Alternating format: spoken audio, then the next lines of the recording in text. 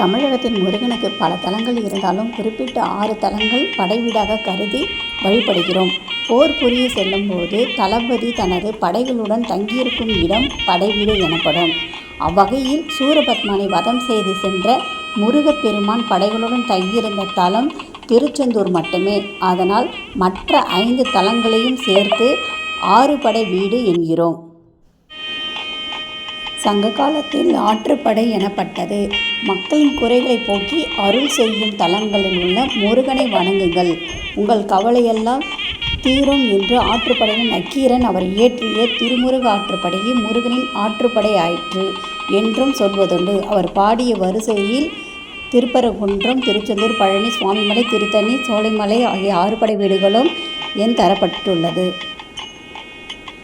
பழனி ஆற்றுப்படை வீடுகளில் முதலாவதாக ஞானப்பழம் கிடைக்காத காரணத்தால் தன் பெற்றோருடன் கோபித்துக் கொண்டு முருகன் ஆண்டியின் கோலத்தில் நிற்கும் இடமே பழனி.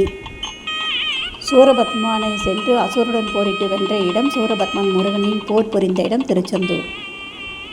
இந்திரனின் மகள் தேவயானியை திருமணம் செய்து கொண்ட இடம் திருப்பரங்குன்றம். தந்தைக்கு பாடம் சொன்ன இடம் சுவாமிமலை.